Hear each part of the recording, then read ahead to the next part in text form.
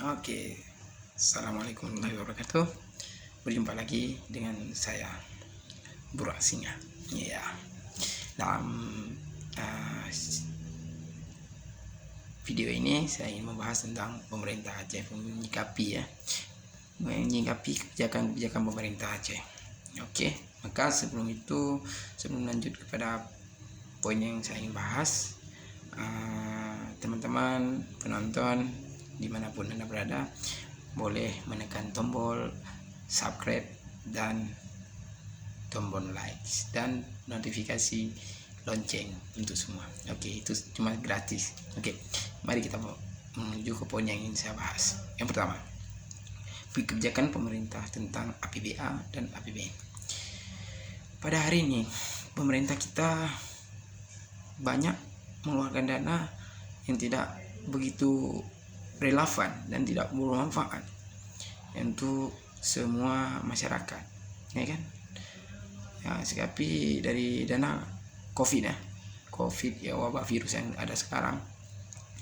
Untuk memaksimalkan dana yang dikeluarkan itu sungguh boros. Contoh pengadaan balu kalau bahasa Aceh, karung ya, kalau bahasa Indonesia karung, itu sampai dengan 1, triliun ya. Kalau kita kalkulasi dengan beras itu berapa ton ya. Dan logikanya lagi, tak mungkin suatu karung itu setiap pembeli itu tidak dikasih bungkusan ya. Tidak ada, tapi pemerintah Aceh mengadakan itu. Tapi itu wallahu alam, kita pun tak tahu apa maksud dan tujuannya. Yang perlu kita sikapi itu di situ bahwasanya itu boros, tidak bisa menghematkan budget ya, itu mengakibatkan ujung-ujung Aceh itu akan kemiskinan ya, itu dampak akan mengakibatkan kemiskinan dan kesejahteraan rakyat ya. Oke. Yang kedua, tentang lapangan kerja. Banyak pengangguran mau di tingkat SMA, yang tamat SMA atau walaupun dan setingkat sarjana. Mengapa itu terjadi di Aceh? Dikarenakan kurangnya kepedulian pemimpin Aceh terhadap generasi. Ya, mungkin karena di segi pola pikirnya yang ingin pembangunan itu bagus, tapi pembangunan yang kalau bisa yang berlanjut ya. Contoh kita lihat Cina itu dia saat melakukan pembangunan berlapis, ada 2 lapis pembangunan yang dibuat. Platformnya itu ada 2 lapis, itu platform yang dibuat oleh Cina. Habis satu ada satunya lagi. Kita tidak, dalam setahun itu cuma 1 proyek, mungkin di satu daerah ada satu. Itu untuk jangka pendek, pemasukan masyarakat pun sangat terbatas. Pengangguran itu, makanya dari situ pendapatan kurang, makanya kemiskinan itu akan dampak. Dari situ juga kita boleh lihat pemerintah Aceh kurang peduli terhadap generasi, tidak mencari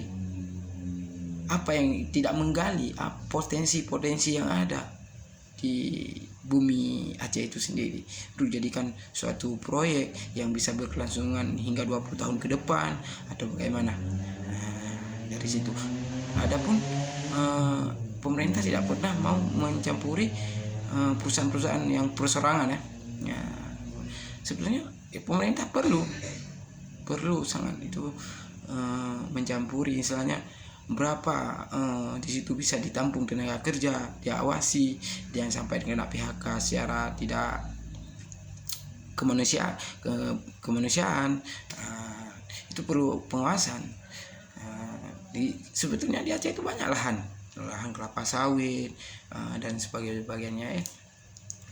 Kepedulian pemerintah itulah sangat minim ya. Disitulah hari ini terjadilah kemiskinan, karena faktor yang mempengaruhi kemiskinan itu minimnya lapangan kerja.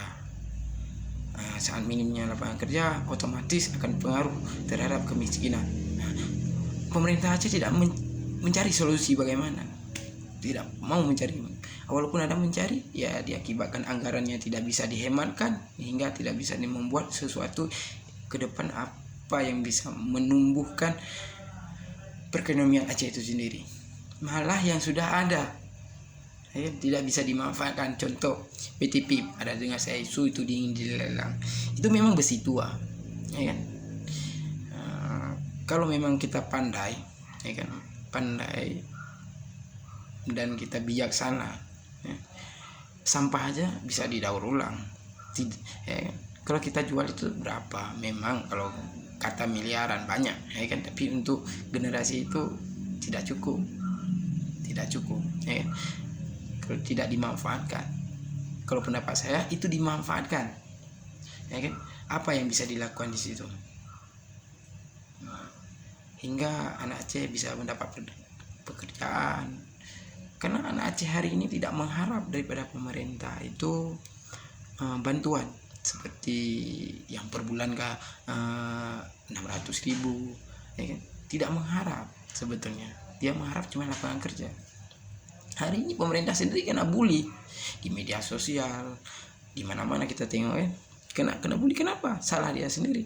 Dan pemerintah sendiri pun sepertinya dia tidak peduli dengan dibulian masyarakat, tangisan masyarakat, tidak peduli, tidak terlalu menanggapi. Sepertinya hal yang serius yang perlu ditanggapi.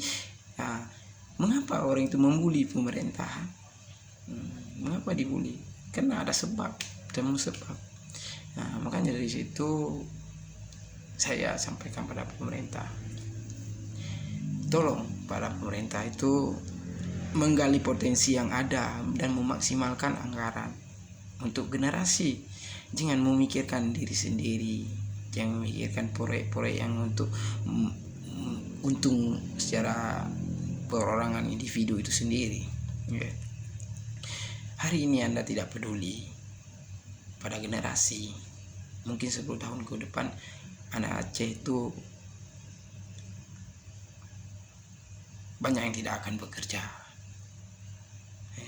akan menjadi seperti negeri-negeri yang lain, ya. Sungguh miris memang dalam kondisi ini, ya. Kita pakai ini ada petaka banyak di Aceh ini, ada problem-problem MOU belum selesaikan, banyak yang dituntaskan, persoalan-persoalan yang belum dituntaskan. Mengapa? Karena pemerintah mungkin kalau kita berbicara bukan tidak pandai, mungkin karena dia pandai bisa meraup suara saat pemilu. Contohnya DPR bisa, atau bupati atau gubernur bisa, dia pandai menjalankan politik, maka dia namanya politik itu berakal, berarti dia sudah pandai. Tapi kenapa saat menjalankan sistem itu seolah-olah dia tidak pandai? Tapi bukan tidak pandai, dia hanya pandai mengisi kantongnya, kalau menurut saya.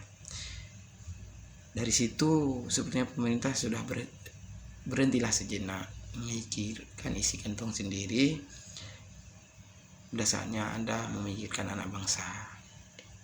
Stop korupsi, benahi sistem yang ada, luruskan untuk generasi. Saya mengkritik, saya tidak dapat uang, saya tidak meminta uang, saya tidak meminta uang pada Anda atau masuk uang saat saya kritik Anda. Tidak, saya kritik karena saya peduli. Saya kritik ini untuk masukan, gali potensi yang ada dan manfaatkan dana yang selagi ada otonomi khusus. Apa yang bisa digali, apa yang bisa dimanfaatkan di Aceh, sumber daya. Dulu di Aceh minim SDM, sekarang SDM melimpah. Serba salah saat melimpah SDM.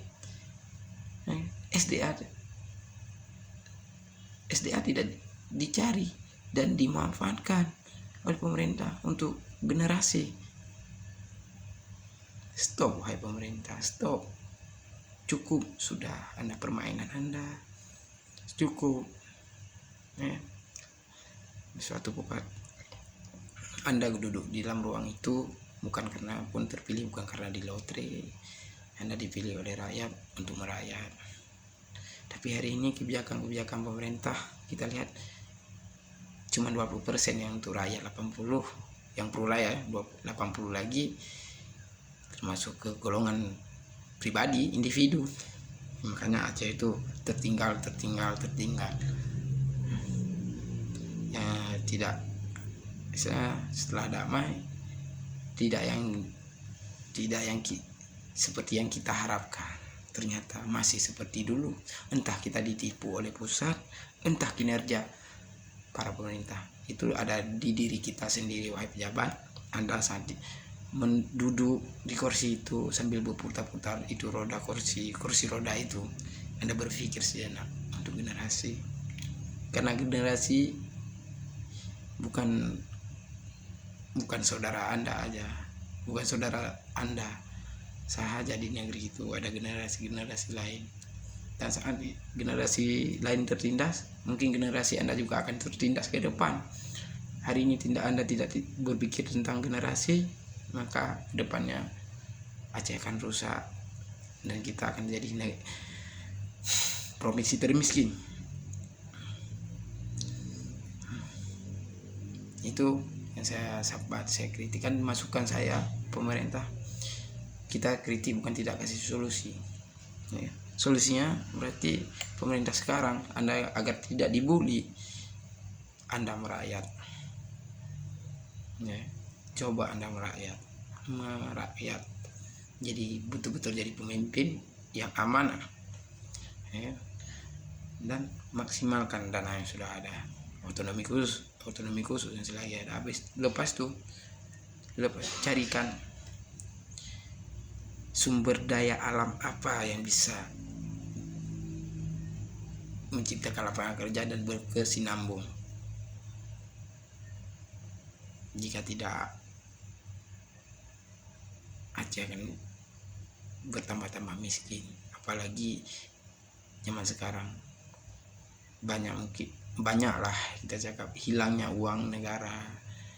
Itu karena tingkah Anda yang sistem yang Anda jalankan tidak bisa Anda awasi. Sekian dari saya ingatkan, wahai pemerintah, ingatlah anak negeri. Kami tak selamanya sanggup merantau. Kami tak selamanya di negeri orang. Kami ingin negeri kami maju. Kami tidak ingin negeri kami dicaci maki oleh orang lain, dihina. Dan generasi Anda pun dihina. Saat generasi Anda dihina, keluarga Anda akan dihina. Anda akan mati. Itu yang perlu Anda ingat. Anda akan mati, kami juga akan mati. Tapi pikirlah, gajah mati meninggalkan gading, pemimpin mati setidaknya meninggalkan jasa yang baik untuk anak negeri. Wassalam.